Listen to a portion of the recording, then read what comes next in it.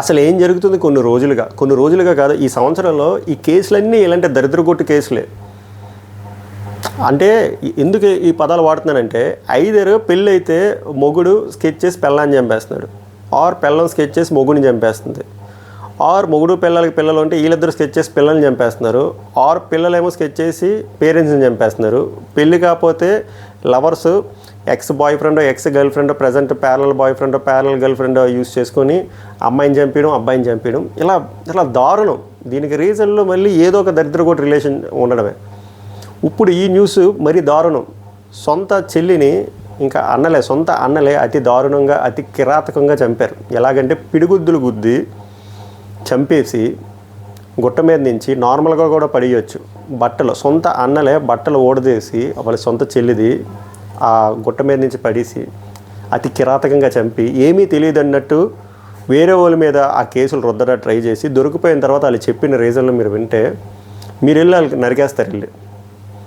అసలు ఏం జరిగింది ఈ గండికోట వైష్ణవి కేసు గురించి క్లియర్గా మాట్లాడుకుందాం. So welcome to Pavan Ra talks. My name is Pawan.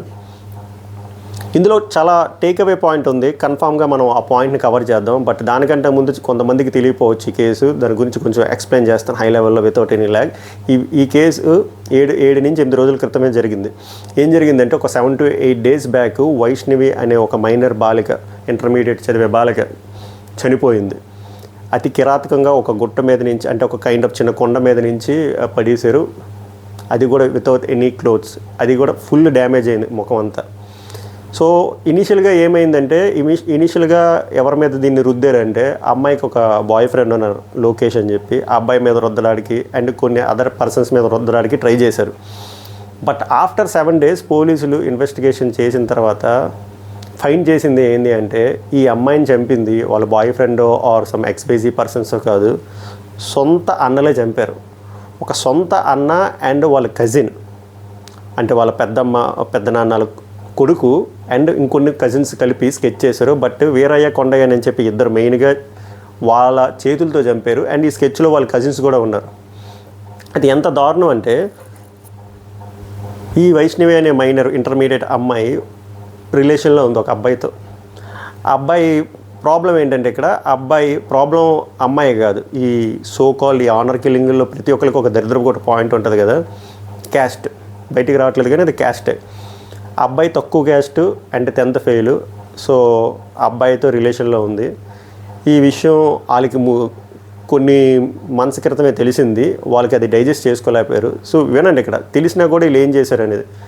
తర్వాత ఏం చేసిందంటే, ఆ అమ్మాయి చేసిన మిస్టేక్, అమ్మాయికి ఫోన్ లేకపోతే వాళ్ళ మదర్ ఫోన్ నుంచి ఇన్స్టాగ్రామ్ నుంచి మెసేజ్ చేసింది ఆ లొకేషన్ అబ్బాయికి, సబ్జెక్ట్ టు ద కరెక్షన్.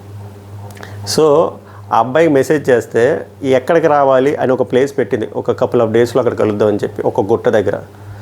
ఆ మెసేజ్ అక్కడికి డెలివరీ అయింది, వెరీ గుడ్. దాని తర్వాత ఇక్కడ చేసిన మిస్టేక్ అంటే, మెసేజ్ చేసినప్పుడు ఆ మెసేజ్ డిలీట్ చేయాలి కదా, అది సొంత ఫోన్ కూడా కదా. సొంత ఫోన్ అయితే లాకు గీకు ఏవో ఒకటి ఉంటాయి. వాళ్ళ మదర్ ఫోన్ నుంచి ఇన్స్టాగ్రామ్లో మెసేజ్ చేసినప్పుడు అవన్నీ డిలీట్ చేయాలి. బట్ ఈ అమ్మాయి డిలీట్ చేయలేదు. సో ఈ అమ్మాయి ఏదైతే లొకేషన్ పెట్టిందో వాళ్ళ అన్నలకు తెలిసిపోయింది. వాళ్ళ అన్నలకు తెలిసిపోయి స్కెచ్ చేశారు. ఎలాంటి స్కెచ్ చేశారంటే, ఫస్ట్ ఇద్దరిని లేపేద్దాం అని స్కెచ్ చేశారు. కట్ చేస్తే ఆ పర్టికులర్ డే కంటే ముందు రోజు వీళ్ళు వచ్చి ప్రాంతాన్ని చూశారంట. చూసిన తర్వాత మళ్ళీ కరెక్ట్గా ఆ రోజు అప్పుడు వీళ్ళిద్దరిని ఎక్స్పెక్ట్ చేస్తే అబ్బాయి లేడు, ఈ అమ్మాయి ఒక్కరితో దొరికితే వీళ్ళు చేయాల్సిన పని ఏంటి, తీసుకెళ్ళి కౌన్సిలింగ్ ఇవ్వాలి. ఇంటికి తీసుకెళ్ళి, అమ్మాయి ఇది చేసింది తప్పు, ఇది రాంగు అని అప్పుడు కూడా అర్థం కాకపోతే గట్టిగా చెప్పాలి. అండ్ వాళ్ళ పేరెంట్స్, సోకాల్ బాయ్ ఫ్రెండ్ వాళ్ళ పేరెంట్స్కి వెళ్ళి గట్టిగా చెప్పాలి. ఇంకా వర్కౌట్ అవ్వకపోతే టీనేజర్లు కాబట్టి స్ట్రిక్ట్గా ఇంట్లోనే ఉంచి ఎడ్యుకేషన్ ఇవ్వాలి. లేదా ఒక స్ట్రిక్ట్ గర్ల్స్ హాస్టల్లో కానీ గర్ల్స్ కాలేజ్లో కానీ పెట్టాలి, ఆరు చదువు మానిపించాలి. బట్ వీళ్ళు చేసింది ఏంటంటే, ఈ రాస్కల్స్ చేసింది అతి దారుణంగా పిడిగుద్దులు అంటారు కదా, అలా టపా అని చెప్పి ముఖం మీద గుద్దితే అమ్మాయి అక్కడికే చనిపోయింది. చనిపోయిన తర్వాత వీళ్ళు చేసిన పని ఏంటంటే, అక్కడ కూడా వీళ్ళు సాటిస్ఫై అవ్వలేదు. అంటే ఇది జస్ట్ బికాజ్ ఆనర్ కిల్లింగ్ మాట, ఆనర్ కోసం ఇదంతాను. మా చెల్లి తక్కువ కులం వాళ్ళని ప్రేమిస్తుందా అని చెప్పి మొత్తం బట్టలన్నీ ఓడదీసి అతి దారుణంగా అతి కిరాతకంగా కొండ మీద నుంచి పడేశారు. అది తర్వాత పోలీసులు తెలుసుకున్న తర్వాత దొరికిన తర్వాత శవం దొరికిన తర్వాత ఫస్ట్ ఎవరిని మనం బ్లేమ్ చేస్తాం, ఎవరైనా బాయ్ ఫ్రెండ్ ఉన్నారా, ఏమైనా ఎఫ్ఐఆర్ ఉందని చెప్తే అబ్బాయి వైపు ట్రాన్స్ఫర్ చేశారు. ఆ రకరకాల పర్సన్ని నావిగేట్ చేశారు. కానీ వీళ్ళే చేశారని ఎలా తెలిసింది అంటే, అక్కడ టవర్ శాటిలైట్ టవర్ ద్వారా అక్కడ లొకేషన్స్ ట్రేస్ చేస్తే ఆ లొకేషన్ టైంలో ఆ లొకేషన్ ఆ టైం ఫ్రేమ్లో ఒక 70 నుంచి 65 సిగ్నల్స్ ఉన్నాయి, ఫోన్ సిగ్నల్స్. అందులో ఈ అన్నలవి కూడా ఉన్నాయి. అండ్ ఇదే సిగ్నల్స్ వీళ్ళు ముందు రోజు కూడా ఉన్నాయి. దాని తర్వాత వీళ్ళు ఇన్వెస్టిగేషన్లో వాళ్ళ ఫోన్లు చెక్ చేస్తే వీళ్ళ కాన్వర్జేషన్ కూడా దొరికింది అన్నలవే. ఏం కాన్వర్జేషన్ అంటే వీళ్ళని ఎలా చంపాలి, ఏంటి, ఈ డిస్కషన్ ఎప్పటి నుంచి అవుతుంది, మొత్తం కర్మ క్రియ అంతా వీళ్ళే చేసినట్టు అందులో కాంక్రీట్ ఎవిడెన్స్ దొరికిన తర్వాత గట్టిగా అడిగితే వాళ్ళు ఒప్పించుకున్నారు, మేమే చేసాం. రీజను మా చెల్లి ఒక తక్కువ క్యాస్ట్ వాడితో తిరుగుతుంది, ఒక 10th ఫెయిల్ వాడితో తిరుగుతుంది, అది మాకు డైజెస్ట్ కాలేదు, మా ఆనర్ కోసం ఆమెను ఇలా చేసామని చెప్పడం జరిగింది. సో ఇప్పుడు మీరు చెప్పండి, ఇలాంటి వాళ్ళు మనం ఏం చేయాలి? ఈ 2025 ఏఏలో నడుస్తున్న ఈ జనరేషన్లో కూడా ఆనర్ కోసం చంపేస్తుంటే మనం ఏం చేస్తాం? ఎందుకు ఇలాంటివి జరుగుతున్నాయంటే, నేనైతే మన సిస్టమ్నే తప్పు పడతాను. ఎందుకంటే మహా అయితే ఒక మనిషిని చంపేస్తే మనకి ఎంత వేస్తున్నారు శిక్ష? లైఫ్ 14 ఏళ్ళు. అందులో కూడా ఆదివారాలు శనివారాలు ఈ పబ్లిక్ హాలిడేస్ తీసిగా ఒక 10 ఏళ్ళు 11 ఏళ్ళకి తెస్తారు. తర్వాత వీళ్ళు ఏదో పత్తి గింజలాగా యాక్ట్ చేసేస్తే సత్ప్రవర్తన అని చెప్పి 2-3 ఏళ్ళు కోసేస్తారు. దాని తర్వాత వీళ్ళకి డబ్బులు ఉంటే ఇన్ఫ్లుయెన్స్ చేసుకుని ఆ ఇయర్స్ని తగ్గించుకొని ఒక 4-5 ఏళ్ళకి బయటకు వచ్చేసినప్పుడు వీళ్ళకి ఎందుకు భయం ఉంటుంది? ఎవరినైనా చంపితే మనకి ఇంకా కఠినంగా శిక్ష ఉంటుందని ఎందుకు భయపడతారు? సో సిస్టంలో ఈ రూల్స్ లాస్ ఇంకా స్ట్రిక్ట్ చేయాలి. ఒక మనిషిని చంపేస్తే ఇట్ కుడ్ బి ఎవరైనా సరే, అన్నైనా, తమ్ముడైనా, అక్కైనా, చెల్లైనా, పెళ్ళమైనా, మొగుడైనా సరే. లైఫ్ అంటే ఒక 40-50 సంవత్సరాలు వారు చచ్చిపోయే వరకు అక్కడే ఉంచేటట్టు లాంటివి వేస్తే ఒక స్పెషల్ కేసెస్ మీద అప్పుడు భయం కలుగుతుంది. ఇప్పుడు వీళ్ళకి ఎందుకు భయం కలగట్లేదంటే సిస్టంలో లూప్ హోల్స్ తెలుసు, వీళ్ళకి ఎలా బయటకు వచ్చేయాలో కూడా తెలుసు. సో అందుకే ఇలాంటివి జరుగుతుంది. అండ్ దీంతోపాటు ఇంకొక మిస్టేక్ ఏం జరుగుతుందంటే, నేను చాలా వీడియోలో ఇలాంటి ఘటనలు జరిగినప్పుడు చెప్తుంది, పేరెంటింగ్ అనేది చాలా కీ రోల్. ఇక్కడ ఇంకా ఇన్వెస్టిగేషన్ జరుగుతుంది. నా గట్ ఫీలింగ్ కరెక్ట్ అయితే ఇక్కడ అన్నలే కాదు, ఈ అన్నతో పాటు వాళ్ళ అమ్మది కూడా కీ రోల్ ఉంది. ఎందుకంటే అమ్మాయి చనిపోయినప్పుడు వాళ్ళ అమ్మ కంట్లో నుంచి ఒక్క నీటి బొట్టు కూడా రాలే. అది చాలా సస్పిషియస్గా ఉంది. అండ్ ఇన్ఫో ఏంటంటే, ఇంకా లెజిట్ ఇన్ఫో లేదు, కానీ వీళ్ళ అమ్మకు కూడా ఈ విషయం తెలుసు. వీళ్ళమ్మే ఆ ఫోన్లో కాన్వర్జేషన్ చూసి వాళ్ళ కొడుక్కి ఇచ్చింది. వీళ్ళమ్మకు కూడా ఇష్టం లేదు. వీళ్ళమ్మకు కూడా వీళ్ళు ఏదైతే ఓ స్కెచ్ చేశారో, ఈ అమ్మాయిని చంపేద్దాం, ఇద్దరిని కలిపి చంపేద్దాం, వీళ్ళమ్మ కూడా ఓకే అన్నది. అందుకే వాళ్ళ అమ్మకి ఎటువంటి బాధ, ఎటువంటి ఎక్స్ప్రెషన్ కూడా లేదు. ఇన్వెస్టిగేషన్లో మరికొన్ని రోజుల్లో అది కూడా తెలుస్తుంది. వీళ్ళ అమ్మదే ఉందా, వీళ్ళ నాన్నదే ఉందా, మొత్తం ఫ్యామిలీ అంతా కలిసి ఆ 16 ఏళ్ళ వైష్ణవి మీద స్కెచ్ చేసి అతి దారుణంగా బట్టలు ఇప్పి పిడిగుడ్డులు గుద్ది అంత కొండ మీద నుంచి పడేయడం అది. సో ఇదే కానీ కన్ఫర్మ్ అయితే మీరే చెప్పండి, యాజ్ అన్ ఆడియన్గా మీరు చెప్పండి, వీళ్ళకి ఎలాంటి శిక్ష వేయాలి? ఒక 14 ఏళ్ళు వేస్తే సరిపోద్దా? వారు 10 ఏళ్ళు వేస్తే సరిపోద్దా? 7 ఏళ్ళు వేస్తే సరిపోద్దా? లేదు వాళ్ళ పిల్లలని చెప్పి వదిలేస్తే సరిపోతుందా? మారాలి, సిస్టమ్ మారాలి. ఇలాంటి ఘటనలు జరిగినప్పుడే చాలా స్ట్రిక్ట్గా లైఫ్ అంటే లైఫ్, ఇంక వీళ్ళు బయటకు వచ్చే వరకు వీళ్ళు జైల్లోనే ఉండాలి. అప్పుడు ఇలాంటివి చేయడానికి వణుకు పడుతుంది. బట్ మనం అలా చేస్తున్నామా? చేయట్లేదు.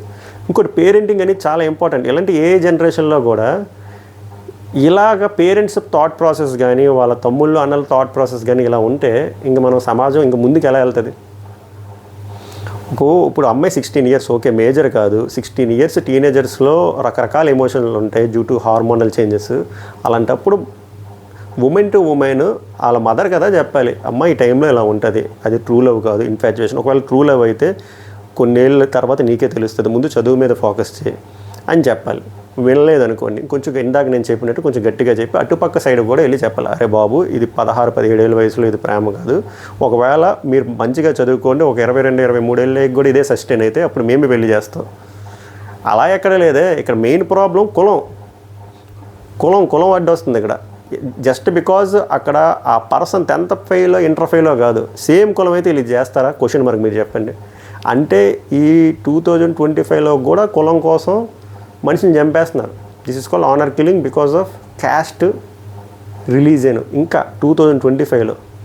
సో నేను అందుకే చెప్తున్నా, సిస్టమ్ ఎంత టైట్గా ఉండి ఎంత కఠినమైన శిక్షలు వేస్తే అప్పుడు వీళ్ళు బాగుపడతారు. లేదా ఈరోజు గండికోటలో వైష్ణవి లాగే ఏదో కోటలో ఏదో వైష్ణవి లాంటి అమ్మాయి ఇలా రిపీట్ అవుతుంది. ఈరోజు వైష్ణవి అయ్యింది, ఇంకో రోజు వైష్ణవితో పాటు ఇంకో అబ్బాయిని చంపించవచ్చు. ఏదైనా ప్రాణమే, అమ్మాయినా అబ్బాయినా. బట్ ఎందుకు కంటిన్యూ అవుతుంది రోజుకొకటి ఇలాంటి నేరాల ఘోరాలు లాంటి కేసులు మీరు ఎందుకు వింటున్నారంటే ఇందుకే మన రూల్స్ లాస్ స్ట్రిక్ట్గా లేవు. అది ఎప్పుడైతే స్ట్రిక్ట్గా అవుతాయో వీళ్ళంతా సెటరేట్ అయిపోతారు. అండ్ పేరెంటింగ్ అనేది చాలా ఇంపార్టెంట్. సరిగ్గా చేయట్లేదు. అట్లీస్ట్ ఇలాంటి ఘటనలు విన్నప్పుడైనా మీరు టేక్ అవే పాయింట్లో అదే చూడండి. మీ పిల్లలు ఏం చేస్తున్నారో గమనించండి. సోషల్ మీడియాలో ఎంత టైం కేటాయిస్తున్నారో, ఎటువంటి యాప్లు యూజ్ చేస్తున్నారు. వాళ్ళు ఒకవేళ రాంగ్ రూట్లో వెళ్తే ప్రేమగా చెప్పడం ట్రై చేయండి. ఈ రోజుల్లో మీరు గట్టిగా చెప్తే వాళ్ళు అసలు ఊరుకోరు. ఆ జనరేషన్ 90s జనరేషన్ కిడ్స్ కాదు. ప్రేమగా చెప్పండి, ఇది కాదు, ఈ ఏజ్లో ఇలా ఉంటుంది. అప్పటికే వెళ్ళలేదో కొంచెం లెవెల్ పెంచండి. అంతే తప్ప ఇలాంటి పనులు చేస్తే మీకు ఆ ప్రాణం వెనక్కి వస్తుందా? ఆ గిల్టీ మీకు లైఫ్ లాంగ్ ఉంటుంది.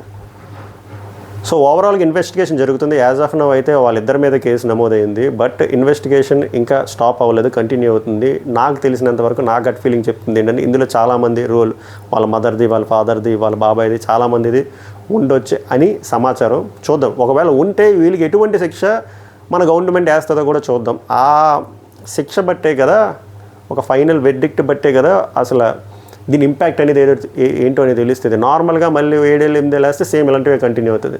సో గవర్నమెంట్ ఇలాంటి సిచ్యువేషన్లు చూసినప్పుడే కొంచెం హార్ష్గా రియాక్ట్ అవ్వాలి. ఇది రియాక్ట్ అవ్వాల్సిన టైం. సో మీరేమనుకుంటున్నారో మీ విలువైన కామెంట్లని ఎక్స్ప్రెస్ చేయండి. నెక్స్ట్ వీడియోలో కలుద్దాం. సభకు నమస్కారం.